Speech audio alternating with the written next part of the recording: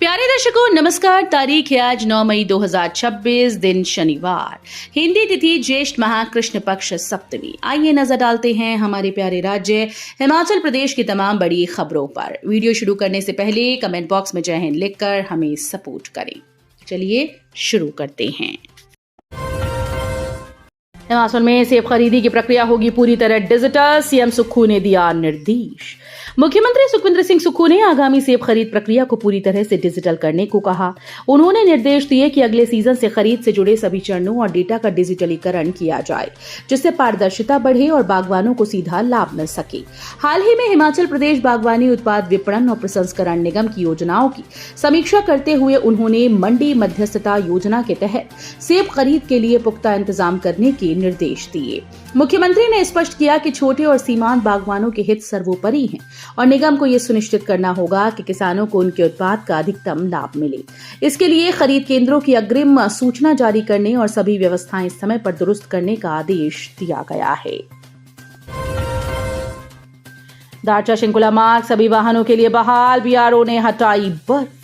लाहौल स्पीति प्रशासन ने दारचा शिंकुला सड़क मार्ग को सभी प्रकार के वाहनों की आवाजाही हेतु खोल दिया है। इस संबंध में उपायुक्त और जिला आपदा प्रबंधन प्राधिकरण की अध्यक्ष लाहौल स्पीति किरण भड़ाना ने शुक्रवार को आदेश जारी किए।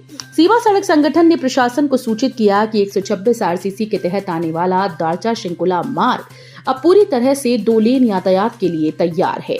इस मार्ग पर भारी और हल्के दोनों प्रकार के वाहन सुरक्षित रूप से चल सकते हैं।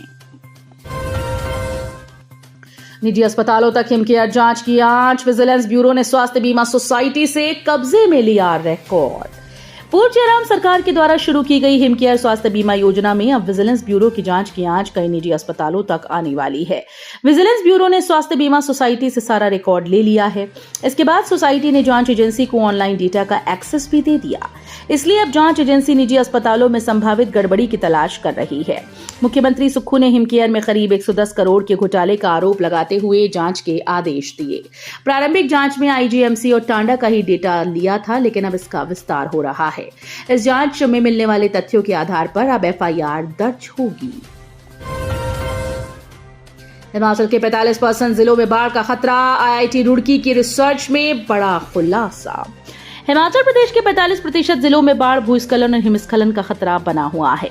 संस्थान के शोधार्थियों ने भारतीय हिमालयी क्षेत्र में बाढ़ की चपेट में आने वाले इलाकों का नक्शा बनाने के लिए एडवांस आर्टिफिशियल इंटेलिजेंस का इस्तेमाल किया। आईआईटी रुड़की के जल संसाधन विकास और प्रबंधन विभाग के संकाय सदस्य और अध्ययन के संपर्क लेखक प्रोफेसर मोहित पी मोहंती के अनुसार हिमालय क्षेत्र में अचानक आने वाली बाढ़ की बढ़ती घटनाओं को देखते हुए अब तेज और स्मार्ट समाधानों की आवश्यकता है, क्योंकि पारंपरिक बाढ़ मॉडल अक्सर पहाड़ी इलाकों में डेटा की कमी, मुश्किल भूभाग और अचानक आने वाली बाढ़ की वजह से ठीक से काम नहीं कर पाते। चुनावी ड्यूटी करने वाले कर्मचारियों का मानदेय बढ़ा, पोलिंग कर्मियों को मिलेगा अधिक भत्ता। राज्य सरकार ने चुनाव ड्यूटी के दौरान दिए जाने वाले मानदेय, डाइट मनी और अन्य खर्चों की दरों में बढ़ोतरी कर दी।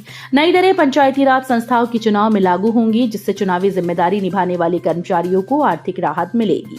अब पोलिंग पार्टी और सुरक्षा कर्मियों को मतदान दिवस के लिए प्रति व्यक्ति 225 रुपए डाइट मनी दी जाएगी। पहले यह राशि 100 रुपए प्रति व्यक्ति निर्धारित थी। इस प्रकार मतगणना कर्मियों को भी 225 रुपए प्रति व्यक्ति दिए जाएंगे। हालांकि निर्देश दिए गए हैं कि यदि मतगणना 4 घंटे से कम समय में पूरी हो जाती है तो केवल हल्का जलपान उपलब्ध कराया जाएगा। सीएम और अधिकारियों से मिलने के लिए अब ऑनलाइन बनेगा गेट पास, मोबाइल पर मिलेगी एंट्री। हिमाचल प्रदेश सचिवालय में अब मुख्यमंत्री और अधिकारियों से मिलने की प्रक्रिया पूरी तरह से डिजिटल होगी। मुख्यमंत्री सुखविंदर सिंह सुक्खू ने शुक्रवार को राज्य सचिवालय में डिजिटल गेट पास प्रणाली और unified digital calendar and appointment management system का शुभारंभ किया। नई व्यवस्था के तहत अब सचिवालय आने वाले लोगों को ऑनलाइन डिजिटल गेट पास मिलेगा, जिसे मोबाइल पर डाउनलोड किया जा सकेगा। इससे कागजी प्रक्रिया समाप्त होने के साथ प्रवेश व्यवस्था अधिक पारदर्शी और तेज होगी। गर्व का पल, हिमाचल की एक और बेटी ने पहनी भारतीय सेना की वर्दी, प्रदेश का बढ़ाया मान। हिमाचल प्रदेश की एक और होनहार बेटी ने भारतीय सेना में लेफ्टिनेंट बनकर पूरे प्रदेश, जिले और अपने क्षेत्र का नाम स्वर्णाक्षरों में दर्ज करवा दिया। कांगड़ा जिले के नगरोटा बगवा की प्रकृति सूद ने सेना में स्थायी कमीशन प्राप्त किया। उनकी ये शानदार उपलब्धि न केवल उनके परिवार के लिए बल्कि समूचे क्षेत्र के युवाओं के लिए एक बड़ी प्रेरणा बन गई। 23 वर्षीय प्रकृति सूद ने यह मकाम हासिल करने के लिए कड़ी मेहनत की। बिलासपुर में चूरा पोस्ट के साथ पंजाब का तस्कर गिरफ्तार, जाने पुलिस ने कैसे दबोचा आरोपी। हिमाचल प्रदेश में नशा तस्करों के खिलाफ पुलिस का अभियान लगातार जारी है। इस कड़ी में बिलासपुर जिले के थाना कोट कहलूर की पुलिस टीम ने गश्त के दौरान एक व्यक्ति को 459 ग्राम चूरा पोस्ट के साथ रंगे हाथों पकड़ने में सफलता हासिल की। आरोपी पंजाब का रहने वाला है। जानकारी के अनुसार थाना कोट कहलूर की पुलिस टीम अपने अधिकार क्षेत्र में नियमित गश्त कर रही थी।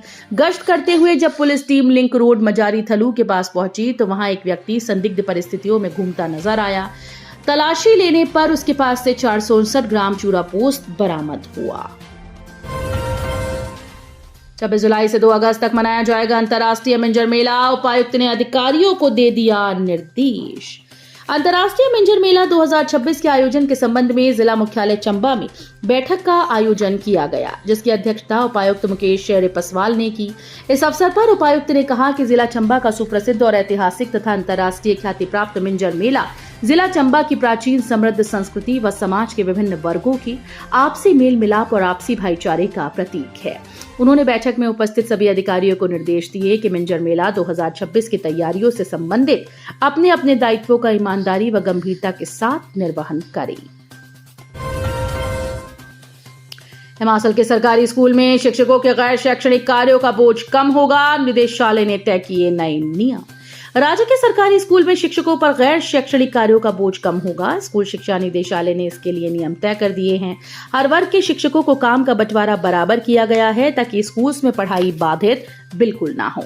वरिष्ठ माध्यमिक विद्यालय, उच्च विद्यालय, मिडिल प्राइमरी स्कूल में एनसीसी, इको क्लब, छात्रवृत्ति, पुस्तकालय, मिड डे मील, खेलकूद, परीक्षा आदि कार्यों को शिक्षकों की विभिन्न श्रेणियों के अनुसार बांटा गया है। एनएच पठानकोट भरमौर एनएचएआई के हवाले सड़क परिवहन और राजमार्ग मंत्रालय ने जारी की अधिसूचना। पठानकोट भरमौर नेशनल हाईवे को लेकर केंद्र सरकार ने बड़ा फैसला किया। इसके तहत इस हाईवे का जिम्मा प्रदेश सरकार ने एनएचएआई को सौंप दिया। सड़क परिवहन और राजमार्ग मंत्रालय की ओर से जारी नई अधिसूचना के तहत राष्ट्रीय राजमार्ग 154A को भारतीय राष्ट्रीय राजमार्ग प्राधिकरण के अधीन कर दिया गया। शिमला पुलिस का नशे के खिलाफ कड़ा प्रहार, 22 बड़े तस्करों को जेल भेजने की तैयारी। पहली बार महिला तस्कर भी रडार पर। राजधानी शिमला में नशे के कारोबार के खिलाफ पुलिस ने अब बड़ा और निर्णायक अभियान शुरू कर दिया। शिमला पुलिस ने आदतन नशा तस्करी में शामिल 22 अपराधियों को पीआईटी एनडीपीएस एक्ट के तहत जेल भेजने के लिए राज्य गृह विभाग से मंजूरी मांगी। इस सूची में पहली बार एक महिला तस्कर का नाम भी शामिल है, जिससे साफ संकेत मिल रहे हैं कि पुलिस अब नशे के नेटवर्क की जड़ों तक पहुंच चुकी है। चंबा में सिर पर पत्थर से वार कर युवक की हत्या, शव को ढांक में गिरा दिया गया, आरोपी गिरफ्तार।